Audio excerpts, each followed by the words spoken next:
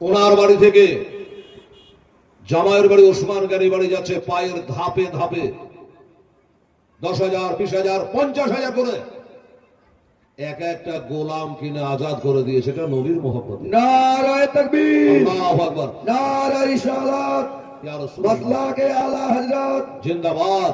তাহলে এরকম ইশক ও মহব্বত রাখতে হবে। হযরত আবু হুরায়রা রাদিয়াল্লাহু তাআলা আনহু, যার নাম হর হাদিসের পাতায় পাতায় নবীর মহব্বতে বিয়ে শাদী করলো না, আশা হবে সুফার মতো গণ্য হয়ে গেল। বেরাদার ইসলাম, এই হলো নবীর মহব্বত। মুআজ্জাজ সাহেব, আমাদের কেমন মহব্বত আছে বোঝা যাবে ইনশাআল্লাহ। আরে এত না পালে তো কিছু পারবো।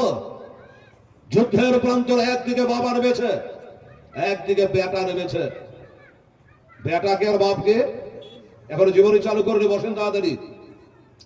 এসো মহব্বতের কথা বলছি।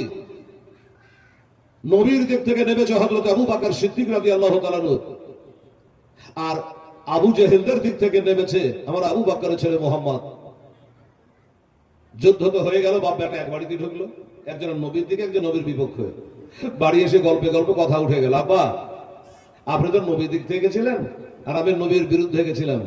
ওই যুদ্ধ করতে করতে একবার আপনি আমার তালবারে তলে চলে এসেছিলেন, কিন্তু আমি বললাম যে না, এক জায়গায় থেকে আমরা বাপ বেটা ঢুকবো, বাড়ি গিয়ে তো এক হয়ে যাবো, কাজে আমি এই আর আবার আব্বাকে মারলাম না, নাহলে আপনাকে খতম করে দিতাম। আচ্ছা, আবু বকর বলে, বেটা শোন, তুই এই কাজটা করেছি, আমি তোর বাবা আবু বকর, আমার তলোয়ারের তলে ওই জায়গাতে চলে তোকে কচু কাটা করে দিতাম, তোকে ছাড়তাম না বেটা বলে। এটাই হলো নবীর প্রেম ও মহব্বত। নারায়ে তাকবীর, আল্লাহু আকবার, নারায়ে রিসালাত, মাসলাকে আলা হযরত, জিন্দাবাদ জিন্দাবাদ। বাবা, তো এইরকম ইশক ও মহব্বত আমাদের জন্য রাখতে হবে। কবি একবার বলেছে, মোহাম্মদ কি মোহব্বত দীন হক के साथ अमल है, इसमें अगर हो कुछ खाबी तो सब कुछ नामुकम्मल है।